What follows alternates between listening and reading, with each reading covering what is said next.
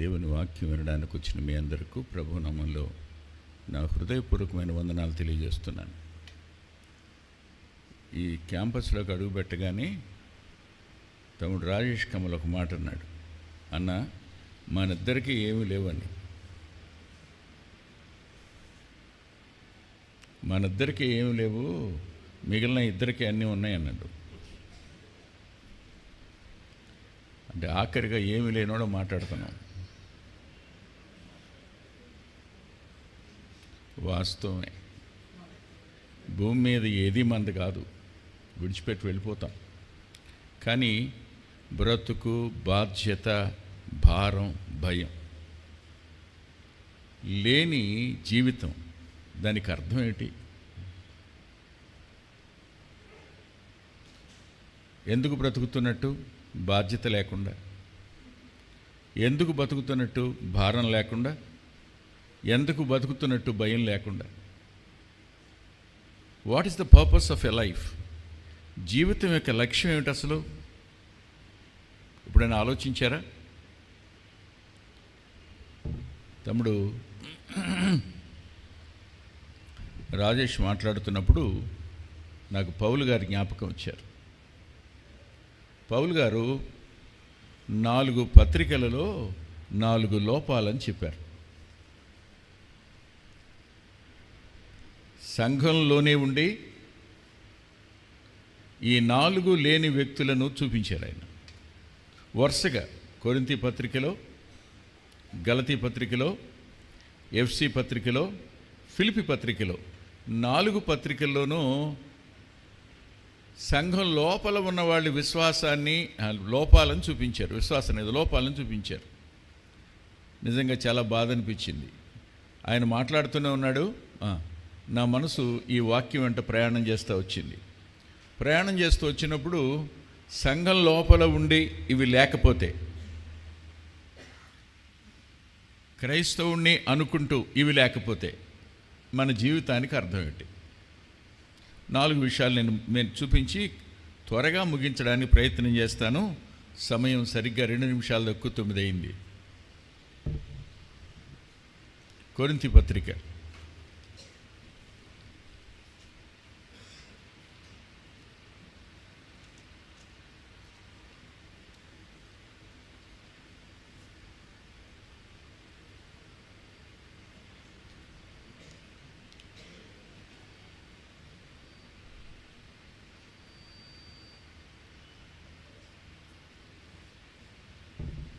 మొదటి పత్రిక 13వ అధ్యాయం.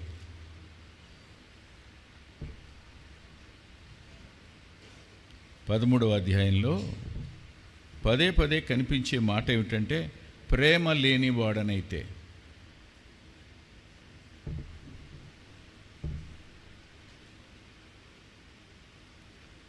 నేను సత్యం ఎరిగిన వాణ్ణి అని చెప్పడానికి, నేను జీవం కలిగిన వాణ్ణి అని చెప్పడానికి, నేను క్రీస్తు చేత జీవాన్ని అక్షయతను పొందినవాణ్ణి అని చెప్పడానికి ఒక ప్రాథమికమైన రుజువు ప్రేమ.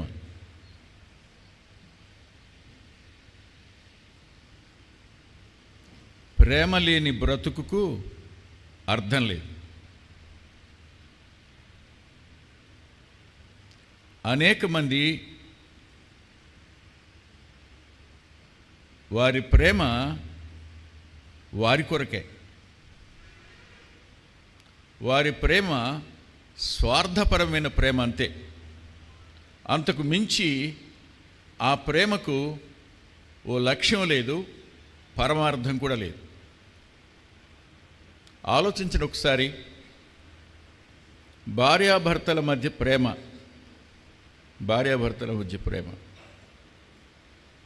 నేను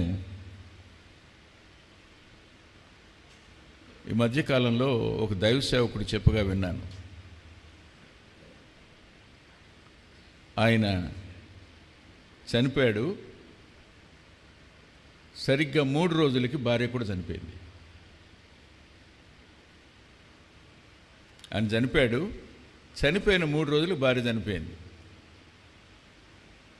సంఘ పెద్దగారు అన్నాడు, ఇంకా 3 రోజులకి నేను చచ్చిపోతానయ్యా అన్నాడట ఈయన. ఆయన చనిపోయాడు. చనిపోయిన 3 రోజులు చనిపోయిన తర్వాత రోజు ఆమెను పలకరించడం, ఇంకో 3 రోజులు నేను కూడా చచ్చిపోతానయ్యా అందంటాడు. ఏంటిది? దేవుడు వాళ్ళకి బయలుపరిచాడా ఏమో తెలీదు, కానీ ప్రేమ మనుషులు జీవించడానికి కారణం. ప్రేమ లేకపోతే మనిషి మరణించిన వాడితో సమానం. Without love there is no life. ప్రేమ లేని జీవితం జీవం లేని బ్రతుకు. బ్రతుకును గురించి మొట్టమొదట మాట్లాడటం మీరు విన్నారు కదా. ప్రేమే లేకపోతే మన జీవితంలో మన జీవం లేని జీవితాలు మనవి. మరి క్రీస్తు ప్రభు అన్నారు, నేను జీవం ఇవ్వడానికి వచ్చాను అన్నారు. అపరాధాల చేత పాపాల చేత చచ్చిన నిన్ను నేను బ్రతికించడానికి వచ్చాను అన్నారు. ఆలోచించండి, ప్రభువును ప్రేమించేవాడు, ప్రభు ప్రేమను అర్థం చేసుకున్నవాడు బతుకుతాడు, జీవం కలిగిన వాడు అవుతాడు. ప్రభు ప్రేమను గ్రహించనివాడు, ప్రభువును ప్రభువుగా ప్రేమించనివాడు బ్రతికినవాడు కాడు. 2వ పత్రికలో ఆయన కొన్ని మాటలు పలికారు చూడండి, కొంచెం బాధ కలిగించే మాటలు అవి. 12వ అధ్యాయం, కొరింథీ 2వ పత్రిక 12వ అధ్యాయం 15వ వచనం. కాబట్టి నాకు కలిగిన యావత్తు మీ ఆత్మల కొరకు బహు సంతోషముగా వేయపరిచెదను, నన్నును నేను వేయపరుచుకుందును. నేను మిమ్మును ఎంత ఎక్కువగా ప్రేమిస్తున్నానో అంత తక్కువగా మీరు నన్ను ప్రేమిస్తారా? పౌలు గారు తన ప్రేమను కొరింథీ సంఘానికి వ్యక్తం చేస్తున్నాడు. ప్రేమ ఏం చేస్తుందో చెప్తున్నాడు ఆయన. ప్రేమ ఆత్మల కొరకు తను తాను వేయపరుచుకుంటుంది. బహు సంతోషంగా తనకు కలిగిన దాన్ని కూడా వేయపరుస్తుంది. ప్రేమకున్న లక్షణం అది. ఒక సేవకుని అంతరంగంలోని ఇంత దుఃఖం ఉంటే ప్రేమస్వరూపి అయిన ప్రభు అంతరంగంలో ఇంకెంత దుఃఖం ఉండాలి. ఆయన మన నిమిత్తం తను తాను వేయపరుచుకున్నాడు. తనకు కలిగినదంతా వేయపరిచాడు. ఒకసారి ఇలా అనిపించింది, ప్రభువుకి ఇంకేముంది, ప్రభువుకి ఇంకేం మిగిలింది?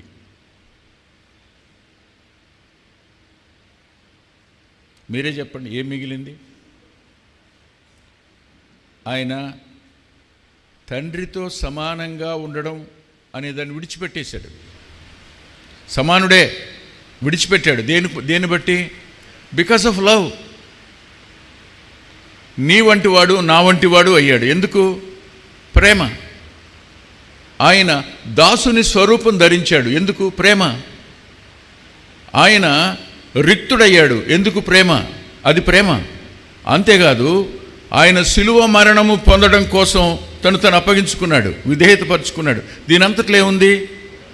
మరి రక్షించబడిన వాళ్ళు ప్రేమ ఉంటే ఏమవ్వాలి? ఖర్చు అవ్వాలి కదా. ఎక్కడ ఖర్చు అవుతాం? ఎక్కడ ఖర్చు అయ్యాం? పౌలు గారు అన్నాడు, నేను మీకోసం నాకు కలిగిందంతా వేయించేశాను, నన్ను నేను కూడా ప్రేమతో వేయించేసుకున్నాను. నేను మిమ్మల్ని ఇంత ఎక్కువ ప్రేమిస్తే మీరు నన్ను ఇంత తక్కువగా ప్రేమిస్తారా? ఒక సేవకుని అంతరంగానికి వీరు గాయాన్ని కలుగు చేసిన వారయ్యారు ప్రేమ లేక. అంటే is it they are really known Christ? వారు క్రీస్తును నిజంగా ఎరిగిన వారేనా? క్రీస్తు చేత ఎరగబడిన వారేనా? క్రీస్తుని ఎరగడం అనే పదానికి ప్రేమ కంటే మించింది ఇంకేమైనా ఉందా? 2వ మాట కూడా చూద్దాం, చూడండి. కొరింథీయులకు రాసిన 2వ పత్రిక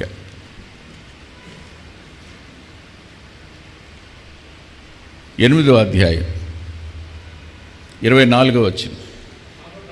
కాబట్టి మీ ప్రేమ యథార్థమైనదియు మీ విషయమై మా అతిశయము వ్యర్థము కాదనియు వారికి సంఘముల ఎదుట కనపరచండి.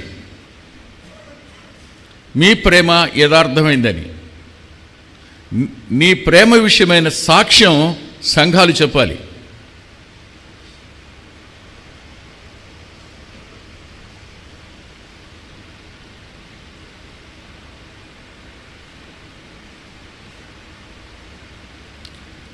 అందుకొరకు నేను 23వ వచనం చదువుతాను చూడండి. తీతు ఎవడైనను అడిగినడలా అతడు నా పాలివాడును, మా విషయంలో నా జత పనివాడునై ఉన్నాడనియు, మన సహోదరులు ఎవరని అడిగినడలా వారు సంఘములకు దూతలనియు క్రీస్తు మహిమై ఉన్నారని నేను చెప్తున్నాను. నన్నే కాదు, నా వెనక ఉన్న వారిని కూడా మీరు ప్రేమించాలి.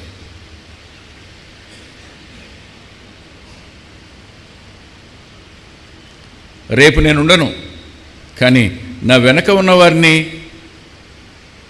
మీరు దేవుని మహిమ అని పరిచయం చేసేటంత ఉన్నతమైన ప్రేమ పౌలు గారిది. వారి ఎడలకు కూడా మీ ప్రేమ కనపరచాలి అని చెప్పాడు.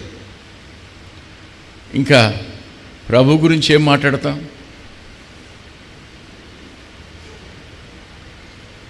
అందుకని యోహాను గారు రాస్తూ, ఆయన మొదట మనల్ని ప్రేమించిన గనుక మనం ఆయన్ని ప్రేమిస్తున్నాము అంటాడు. మనం ప్రభువుని ప్రేమిస్తున్నాము అనడానికి సహోదరులను ప్రేమించటం అనేది రుజువు కదా. జీవితానికి అది మొదటి పని, బ్రతుకుకి. ఇక రెండో దగ్గరికి వద్దాం. దయచేసి గలతీ పత్రిక దగ్గరికి రండి. గలతీ పత్రిక 6వ అధ్యాయం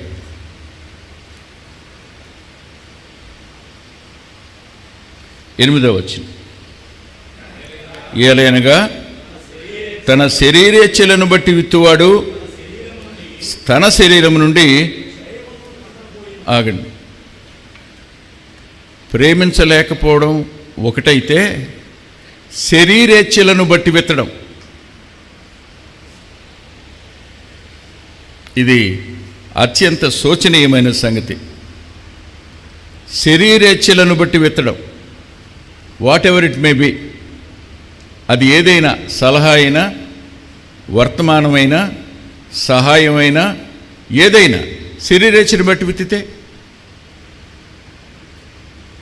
అంటే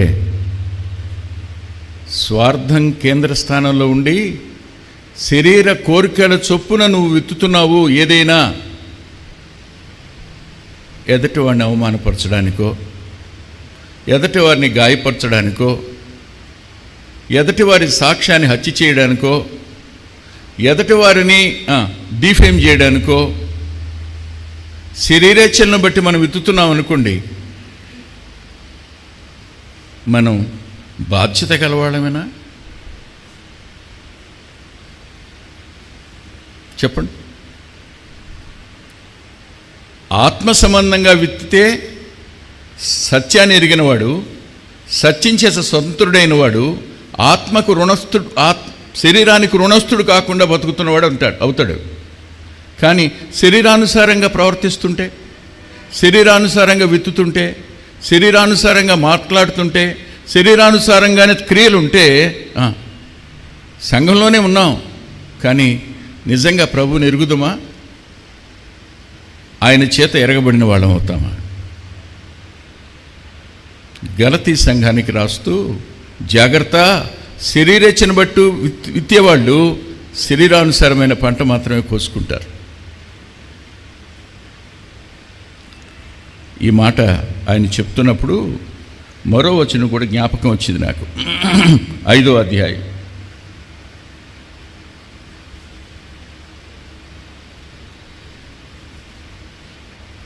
22, 23 వచనాలు, 24 కూడా కలిసి ఉంటాయి.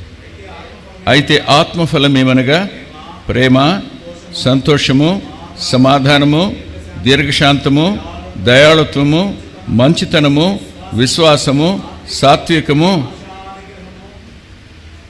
ఈ ఫలాలు మనలో లేవు. లేకుండా పోవడానికి గల కారణం ఏంటో చెప్తున్నాడు. ఇక్కడ పాజిటివ్ సెన్స్లో ఎవరు ఈ ఫలాలు ఫలిస్తారో చెప్తాడు. శరీరానుసారంగా ఎవడు ప్రవర్తించడో చెప్తున్నాడు. చూడండి 23-24 వచనాల్లో. లేదు, క్రీస్తు యేసు సంబంధులు శరీరమును దాని ఇచ్ఛలతోనూ దురాశలతోనూ సిలువ వేసి ఉన్నారు. దాని ఇచ్ఛలతోనూ. నాకు మూర్తి గారు జ్ఞాపకం వచ్చారు, ఆర్ఆర్కే మూర్తి గారు. ఓ రోజు పబ్లిక్ మీటింగ్లో అలా చెప్తున్నాడు, ఈ మధ్యకాలంలో నేను సిక్ అయ్యాను, నా దగ్గర పనిచేసే ఓ కుర్రాడు, ప్రభువా ఆయన తీసుకోవా, ఆయన చేసింది చాలు ప్రభువా, ఆయన తీసుకోని ఆయన అని ప్రార్థన చేశాడంట. ఈయన పబ్లిక్ మీటింగ్లో చెప్తున్నాడు, నేను కూడా ఉన్నా. ఎందుకని అని అంటే, ఆ తర్వాత నాదేగా సీటు.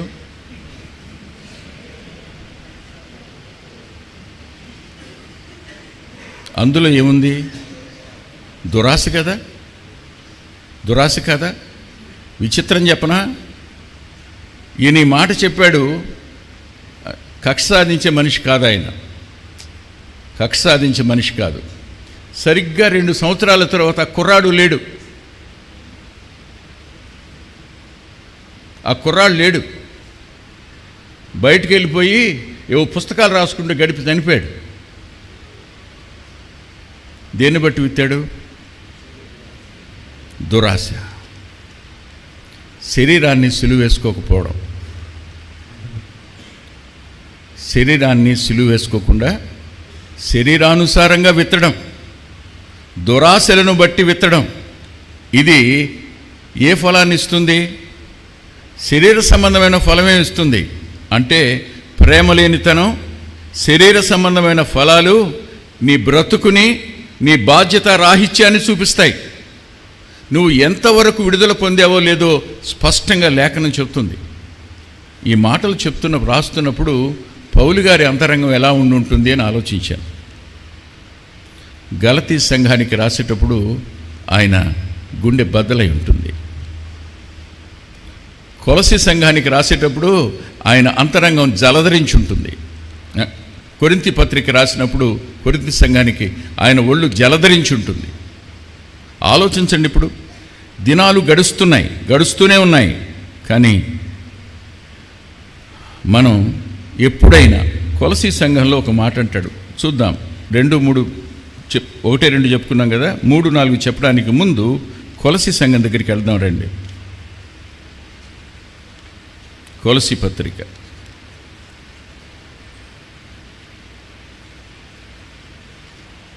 మొదటి అధ్యాయం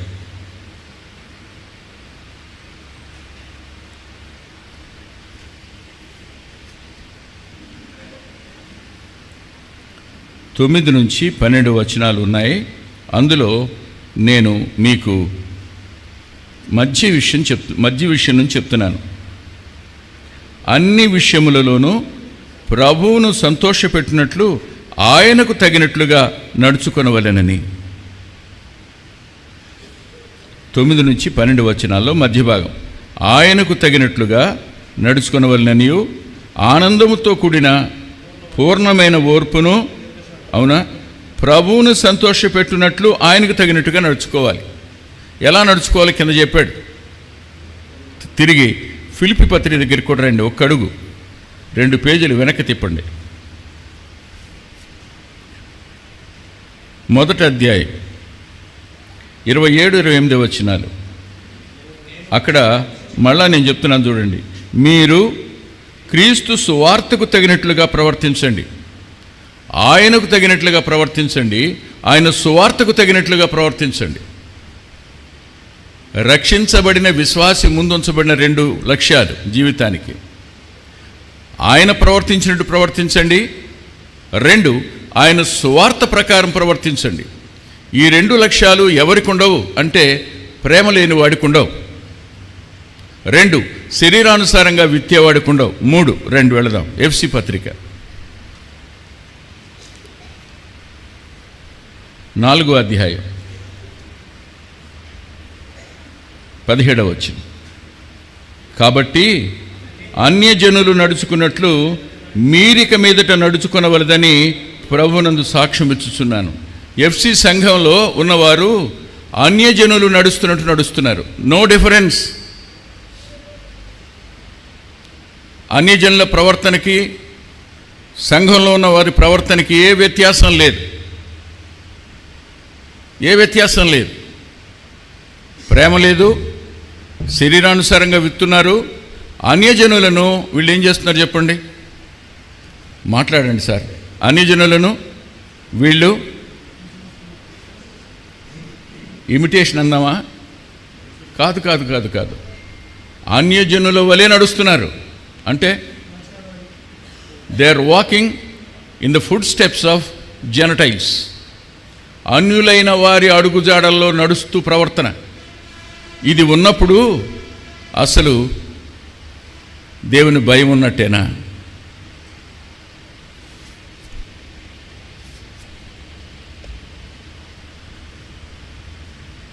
శరీరానికి రుణస్థులం కాం, లోకం నుంచి వేరయ్యాం. లోకానికి మనకు సంబంధం లేదు. సంఘం అనే మాటకు లోకము నుండి వెలుపలికి పిలువబడింది అని అర్థం. కాల్డ్ అవుట్ అని. లోకం నుంచి వెలుపలికి పిలువబడిన మనం లోకంలో ఉన్నవాళ్ళలాగా నడుస్తుంటే, ఏ వ్యత్యాసం లేకపోతే, ఇందాక తమ్ముడు మాట్లాడుతూ ఒక మాట అన్నాడు, చొక్కా చాలా బాగుంది, రసం పర్వాలేదు, కూరలో మసాలా ఎక్కువైంది, ఇవే మాట్లాడుకోవాలి. వచ్చాం, ఇవాళ ఈ వాక్యం వినపడింది. వచ్చాం, ఇవాళ ఈ పాట ద్వారా దేవుడు నాతో మాట్లాడాడు. వచ్చాం, ఇవాళ ప్రార్థనలో దేవుడు నా అంతరంగానికి భారం కలుగు చేశాడు. ఈ మాటలే కదా మన కాన్వర్సేషన్. లోకం ఎలా చేస్తుందో ప్రభు అంటాడు, అన్యజనులు కూడా వాటిని అలాగే అడుగుతున్నారు కదా, మీరు కూడా అదేనా? వారు దేని మీద మనసు ఉంచారో మీరు వాటి మీద మనసు ఉంచుతున్నారా? వాళ్ళు ఎలా ప్రవర్తిస్తున్నారో మీరు అలాగే ప్రవర్తిస్తున్నారా? వ్యత్యాసం ఏంటి? ఎఫ్సి సంఘానికి అన్యజనుల వలె నడుచుకునే పద్ధతి ఏం మారలా. ప్రవర్తనలో మార్పు ఏం కనిపించటంలా. కానీ ప్రభుని ఎరిగిన వారులాగానే ఉన్నారు. నిజమే, ఆయన మొట్టమొదట ఏం చేస్తాడు? 3 మాటలు చెప్పాడు, 4 మాటలు చెప్పాడా? ఆఖరిలో కదుపుతాడు అన్నాడు కదా ఆయన. దానికి ముందేమన్నాడు? ఎవరితో? ఒకరితో. అవునా? అంతకుముందు ఆయన ఎన్కౌంటర్ చేసేటప్పుడు ఇవన్నీ ఉంటాయి. కానీ మేబీ ఈ రాత్రే లాస్ట్ ఛాన్స్ అనుకో, ఇదే లాస్ట్ ఛాన్స్ అనుకో. ఓ కుర్రాడు నర్సాపురంలో డగ్లస్ హాస్టల్లో చదువుకుంటాడు. చదువుకుంటున్న కుర్రాడు ఆ రోజు ఇలాగే వాక్యం వింటున్నాడు. వింటూ ఉండగా ఎప్పుడు అనేవాడంట, నాకేంటయ్యా మా నాన్న సేవకుడు, నాకేంటి మా అమ్మ ప్రార్థన పొర్రాలు, నువ్వు విశ్వాసం ఉంచితే నీ ఇంటి వారంతా రక్షించబడతారన్నాడు దేవుడు. కాబట్టి రాకడొస్తే మా అమ్మ నాన్నతో పాటు నేను కూడా వెళ్ళిపోతాను అనేవాడట. ఆ రోజు సేవకుడు మాట్లాడుతూ, బాబు నీకు అద్భుతమైన నమ్మకం ఉంది, మీ అమ్మ మీద మీ నాన్న మీద, యేసు ప్రభు మీద మాత్రం నీకు నమ్మకం లేదు. మా నాన్న లాల్చి ఉండేది ఆ దినాల్లో. మా నాన్న లాల్చి పట్టుకుని వెళ్ళిపోతాను అనుకుంటున్నావేమో నువ్వు, మా అమ్మ చెంగు పట్టుకుని వెళ్ళిపోతాను అనుకున్నావు. ఎట్టి పరిస్థితుల్లో వెళ్ళావు, జాగ్రత్త. నువ్వు రక్షించబడితేనే వెళ్తావు, లేకపోతే విడవబడతావు, జాగ్రత్త అన్నాడంట. నువ్వు నరకానికే పోతావు, జాగ్రత్త అన్నాడంట. గుండె జారిపోయింది. అప్పటిదాకా ధైర్యం ఏది? నేను క్రైస్తవుని సంతానంలోనే పుట్టా, నేను క్రైస్తవుణ్ణే అనుకుంటున్నాం. కానీ ప్రేమ లేదు, శరీరానుసారంగా విత్తడం మానలేదు. మూడవదిగా అన్యజనుల వలె ప్రవర్తించడం మానకుండా నేను క్రీస్తుని ఎరుగుదును అని చెప్పడంలో అర్థమే ఉంది. అర్థం ఏమీ లేదు.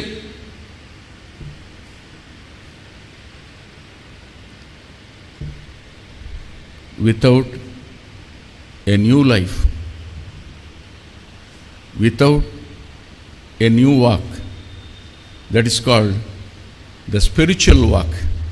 ఆత్మ సంబంధమైన నడక, ఆత్మ సంబంధమైన జీవితం లేకుండా నేను మారు మనసు పొందాను అని చెప్పడానికి ఏమాత్రం అవకాశం లేదు. జాగ్రత్త, మారు మనసు పొందకపోతే ప్రమాదంలో ఉన్నట్టే.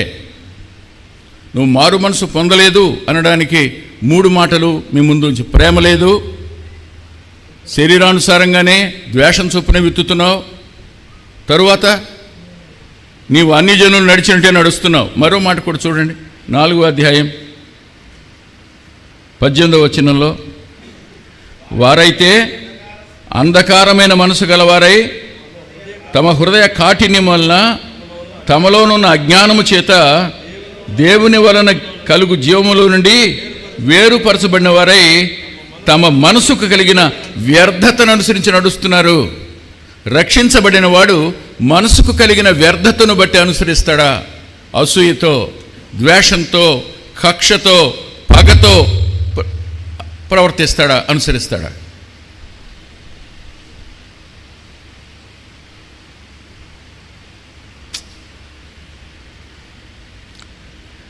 బాధ్యత ఉన్నవాడు ఎవడీ పని చేయడు.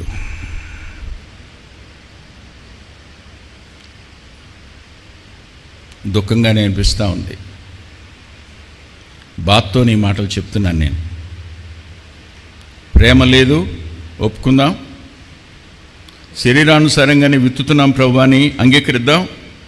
అన్యజనుల నడకకు మా నడకకు ఏ వ్యత్యాసం లేదు అని ప్రభు దగ్గర పశ్చాత్తాపడదాం. ఆఖరి మాట చూడండి, ఫిలిప్పీ పత్రిక 3వ అధ్యాయం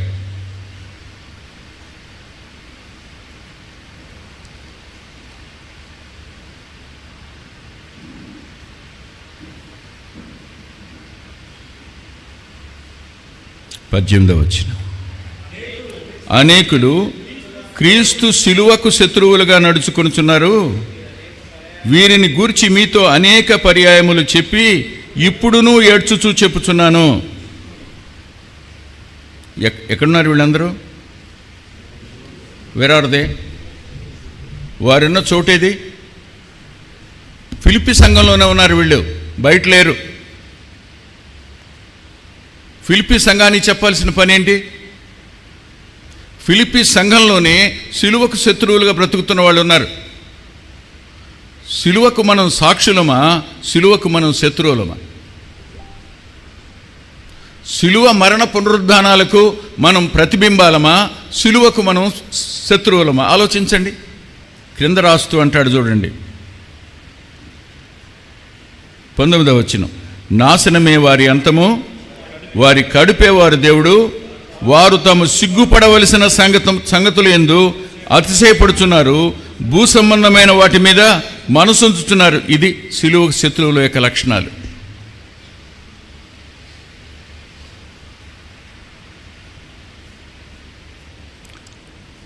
కడుపును దేవుడిగా కలిగి సిగ్గుపడవలసిన వాటి విషయంలో అతిశయిస్తూ భూ సంబంధమైన మనసు కలిగిన వాడు ఫిలిప్పీ సంఘంలో ఉన్నప్పుడు ఇక్కడున్న వారిలో లేరని మీరు ఎలా చెప్తారు?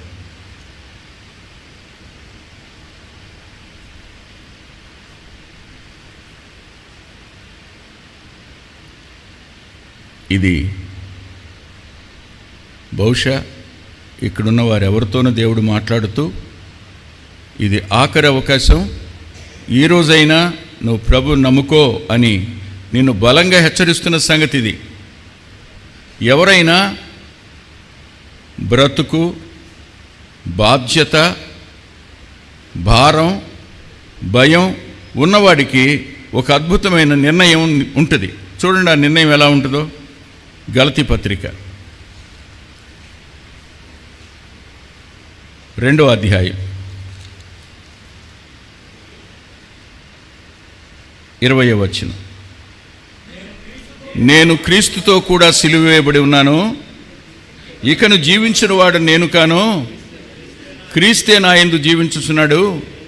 నేనిప్పుడు శరీరమందు జీవించుచున్న జీవితము నన్ను ప్రేమించి నా కొరకు తను తాను అప్పగించుకొనిన దేవుని కుమారుని యందలి విశ్వాసము వలన. Is it the confirmation in your life?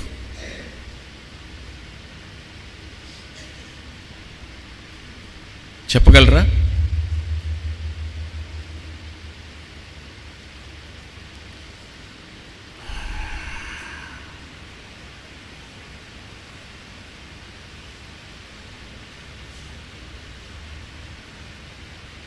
వాస్తవంగా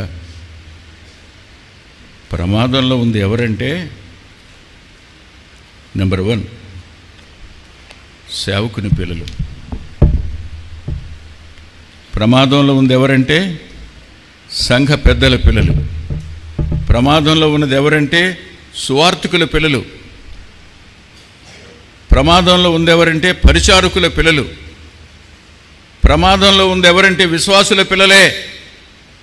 వాళ్ళు తాము కూడా క్రైస్తవులం అనుకుంటున్నారు అంతే, but they are not liberated by the truth. సత్యం చేత విమోచించబడిన వారు కారు. సత్యం చేత విమోచించబడిన వారైతే ఈ 4 గంటలు వారి జీవితాల్లో ఉండవు.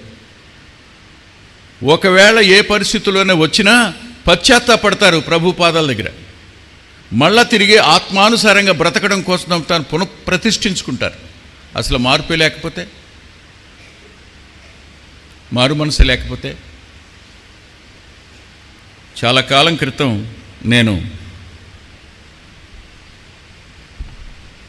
జాన్ వెస్లీ గురించి చెప్పాను. ఆయన్ని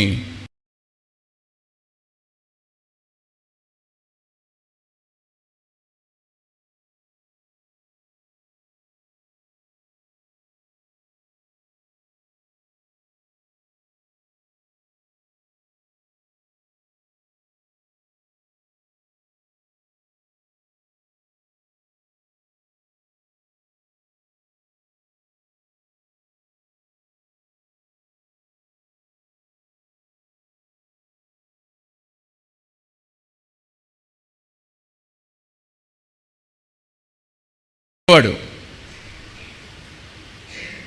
అతనికి లేఖనాల గురించిన ఫుల్ నాలెడ్జ్ ఉంది. అతను వర్తమానం చెప్తే శర్మనాలజీ స్పష్టంగా కనపడద్దు. ప్రసంగ శాస్త్రానికి 100కి 100 పాళ్ళు న్యాయం చేసే వ్యక్తి అతను. అలాంటి వాడు ఓ పెద్ద క్రూసెడ్, బహుశా వేలాది మంది ప్రజలు వస్తారు. ఆ క్రూసెడ్కి వెళ్ళాడు. అమెరికాలో ల్యాండ్ అయ్యాడు. అతను తీసుకుని వెళ్ళడానికి ఓ మొరేవియన్ మిషనరీ వచ్చాడు. కారు తీసుకుని వచ్చాడు. వెళ్ళాడు, ఆహ్వానించాడు, కారులో ఎక్కించుకున్నాడు. ఎక్కిన తర్వాత వెళ్తూ ఉంటే అడిగాడు, జాన్ వెస్లీ, నేను నిన్ను ఒక ప్రశ్న అడగొచ్చా అని. అడుగు అన్నాడు. బాధపడవు కదా? బాధపడవు. నువ్వు మారు మనసు పొందావా అన్నాడు. ఎవరిని? వేల మంది కోసం వర్తమానం చెప్పడానికి వస్తున్న ఒక వ్యక్తిని, పేరు ప్రఖ్యాతులున్న ఒక వ్యక్తిని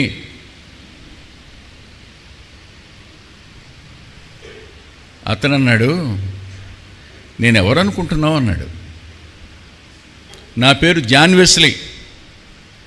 నేను అమెరికాకి క్రూసైడ్ కోసం పిలువబడినవాడిని అన్నాడు. అప్పుడు మొరేవియన్ మిషనరీ డ్రైవ్ చేస్తున్నాడు. ఐ నో ఇట్, నాకు తెలుసు, కానీ ఈ మాటకి నువ్వు జవాబు చెప్పు, నువ్వు మారు మనసు పొందేవా? అప్పుడు జాన్ వెస్లీ ఒక మాట అన్నాడు, అసలు నన్ను ఎవరు అనుకుంటున్నావు నువ్వు? నేను ఎన్ని సంవత్సరాల నుంచి సేవ చేస్తున్నానో తెలుసా అన్నాడు. అది కూడా తెలుసు నాకు, అయినా నేను అడుగుతున్నాను, మారు మనసు పొందేవా? అప్పుడు ఒక మాట అన్నాడు, నువ్వేం మాట్లాడుతున్నావయ్యా? నేను పలానా సెమినరీలో చదువుకున్నాను, బ్యాచిలర్ని కాదు, నేను మాస్టర్ డిగ్రీ చదువుకున్నాను అన్నాడు. ఐ నో ఇట్, నీకు థియలాజికల్ డిగ్రీస్ ఉన్నాయని నాకు తెలుసు, you are an ordered one అని కూడా నాకు తెలుసు, కానీ నిన్ను అడుగుతున్నాను, మారు మనసు పొందేవా? మీకు తెలుసా, first time when I met Chandrashekar, నేను అడిగిన మొదటి ప్రశ్న ఏంటో అడగండి తమ్ముడిని. తమ్ముడు, నువ్వు మారు మనసు పొందేవా? ఇదే నేను అడిగిన మొట్టమొదటి ప్రశ్న. అన్నయ్య, నేను ఏసీటీసీలో చదువుతున్న సమయంలో అక్కడ అయిపోగానే బయలుదేరి గోల్కొండ చౌరస్తాకి వెళ్ళేవాడిని అన్నయ్య. అందరు తిట్టేవాడు నన్ను, నువ్వేంటి అక్కడికి వెళ్తున్నావని. నేను నా జీవితాన్ని ఒప్పుకున్నానన్నా, ప్రభుని స్వీకరించానన్నా.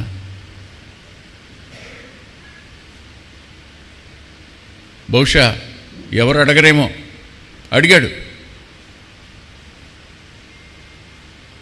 ఆయన దగ్గర జవాబు లేదు. తీసుకెళ్ళాడు, డ్రాప్ చేశాడు, మొరేన్ మిషనరీ వెళ్ళిపోయాడు. రేపు ఆగితే ఎల్లుండి నుంచి క్రూసెడ్. ఇతను ఆ రోజు పగలంతా నిద్రపోలా, రాత్రి అంతా నిద్రపోలా. కమిటీ వాళ్ళకి ఫోన్ చేసి ఈ క్రూసెడ్ క్యాన్సిల్ చేయండి అని క్యాన్సిల్ చేసి వెళ్ళిపోయాడు తిరిగి ఇంగ్లాండ్కి. ఇంగ్లాండ్కి వెళ్ళిపోయిన వాడు తన గదిలో 15 రోజులు ఉన్నాడు. ఒక్క ప్రశ్నకు జవాబు చెప్పలేకపోయాను నేను. ఒకడు క్రొత్తగా జన్మించితేనే తప్ప పరలోక రాజ్యాన్ని చూడలేడనంటే నాకు అనుభవం లేదు. నేను గుండెల మీద చేసుకుని చెప్పలేను మారు మనసు పొందానని. ఎంత ప్రసంగం చేసినా ఐ హ్యావ్ నో చెప్పండి, I have no confidence to say I'm a born again one. 15 దినాల పాటు వేదన చెందాడు. ప్రభు దగ్గర మోకరించే ఉన్నాడు, ఏడుస్తూనే ఉన్నాడు. ఒకానొక సమయం వచ్చింది. Maybe that is the 13th day. He was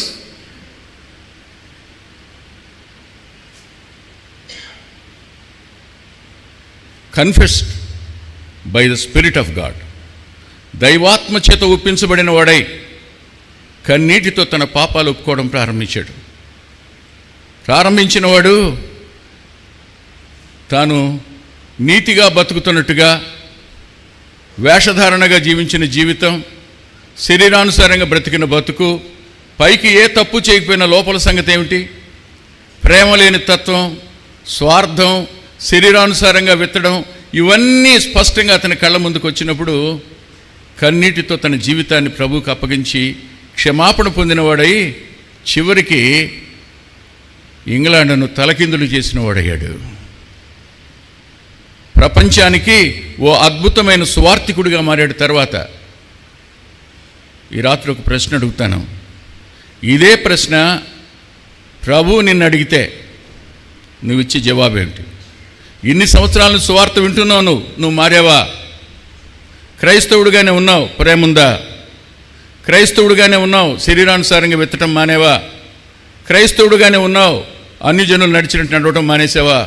క్రైస్తవుడిగానే ఉన్నావు, కానీ శత్రువు కాకుండా ఉన్నావా? ఆలోచించండి ఒకసారి. ప్రార్థన చేసుకుందాం.